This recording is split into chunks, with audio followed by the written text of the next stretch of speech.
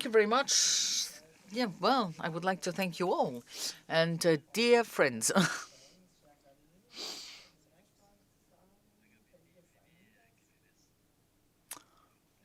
not all the languages. You see, Norwegian has not been included, unfortunately. Um, the today's debate have been absolutely interesting, highlighting, and necessary. I would like to thank the moderators and the different speakers, those of you who've traveled from Copenhagen, Berlin, Madrid, Brussels, Warsaw, Athens, well, as well as the teams of the Commission, in particular DG Connect. Thank you, big thank you to those of you who attended online, the DG Connect, Jean-Baptiste, etc., the teams from the CNC, because nothing would have taken place without them.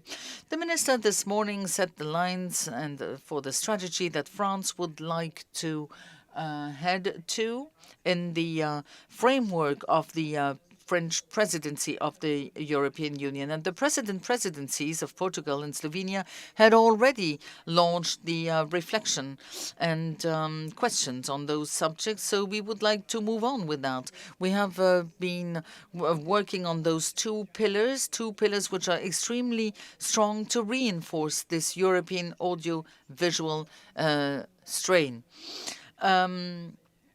It is something that we worked on with the representative of the different jobs and branches of this sector. It is the way we do in the CNC. So those two pillars are the protection of strategic cultural assets in Europe. This is this morning's debate, and we want to work on the redefinition, if it is possible, of what we call a European work of art.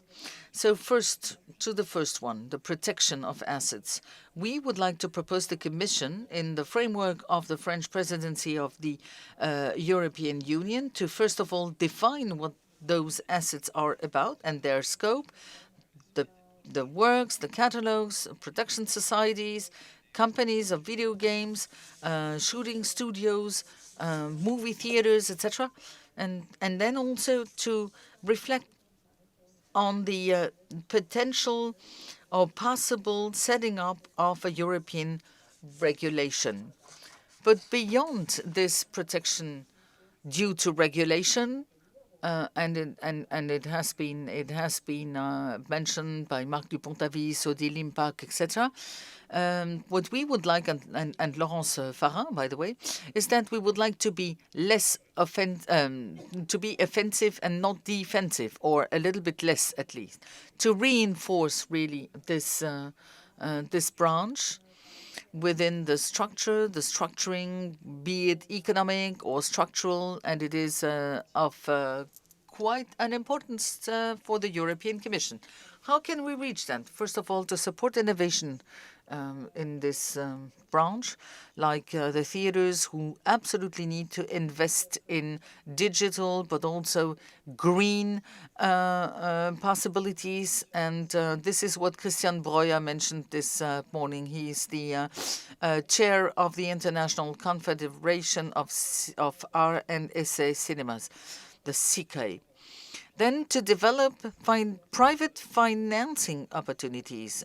It's not obvious, but the different guarantee funds, BPI in France, etc., but we have many others, could be possible. Then we also would like to improve the broadcasting and dissemination of European works, as well as artistic education and training. Many of you spoke about that, Sidonie Dumas, Nicolas Yatromanolo-Kalis, or Agnieszka Holland. Point number 4 would be to help out young talents because we want them to be professionals and also to develop entrepreneurial projects. And then you all mentioned that it has become necessary to reinforce transparency. But this is just to recap very quickly on what we said in link with this strategic possibility. The second direction, pillar, is to correct the definition of what a European piece of work is. What is it? It has been It has been written down in the AVMS directive and others, etc., for those countries who have transposed that. But maybe it should be corrected under the light of Brexit, because this definition does not contain anything. There is no criteria for independency, whether this is the funding, the basis of our system and the creation. So today the question we have to raise all together is to know whether we have or not to qualify as a European works, a work which has been completely financed and which is owned by extra-European companies, like, for instance, a British company. So what would a change of regulation mean? Well, first of all, to be more objective and to have very precise assessment of the market of European works within the Union, and it would also not only raise the question of the works coming mainly from the United Kingdom. It's also what the Commission is being doing at the this moment to to make us aware that it is necessary to work on that all together and to help out. And then I would like us to raise the question about this adding of independence as a major criteria for the definition of a European work. What kind of independence are we talking about? Well, it is the owning of intellectual property, IP, by European producers. If you protect the rights, then you protect your heritage. You protect the capacity of companies to reinvest in creation. This is what Marc Dupont-Avis said. And it also helps to keep our creative sovereignty in order not to become just subcontractors of platforms. So it would also help to redefine independency as regards third-party countries and not only related with broadcasters. And it could be an encouragement to co-produce with our American friends, with our British friends, with all the third-party countries to move on producing what makes us proud of this industry. Well, and then maybe a few other initiatives which are interesting and that we have been working on. That the first thing is to invest in talents, to be more competitive, to be attractive with contents, etc. Then to reinforce the dissemination of works within Europe, to translate in all the languages. It was mentioned by Bruno Patino. And also the common creation, co-production, co-creation, co-working, etc., around the European imaginary. The third thing is also to bring to an end the transposition of the AVMS directive of 2018 in all the countries to reinforce the obligation of financial contribution in all the countries. And Karim Ibourki and Roch Olivier Mest mentioned the work of the ERGA, which is fundamental. We could go one step beyond and increase the broadcasting quotas, or to rethink those quotas to apply the principle of the destination country, as we did with the precedent regulation or directive.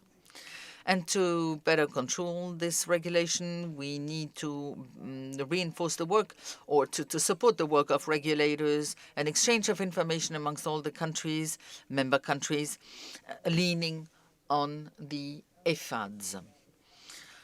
Fourth point, as to be accountable and responsible in terms of environment. I mean, the time of action has come now. Several different elements to decarbon this whole sector. Different initiatives have been taken. We are at your disposal. It is important to exchange on that, on the work which has been done or is to be done to include the best practices of the ones and the others. And number 5 5 is, as mentioned by Gianluca Farinelli, Sidonie Dumas, or Julien Marcel, we have to strengthen the love for cinema, movie love. But we have to reinforce it for the young people, be it with the restoration of works, their dissemination and dissemination, I mean their broadcasting in theaters as well as on platforms. When because you have to start with young people. If you look at European film for young children and then young adults, etc., you will watch European films becoming an adult and even an elderly person. So you see that this is a virtuous circle. If you look in 7 of those 70 millimeters, this film, Licorice Pizza, I mean, this is the way new creators and new artists has been created. It is by loving the cinema and movies. I thank you a lot for the importance of the exchange we had. We have to move on all together, improving regulation and loving films. Thank you very much.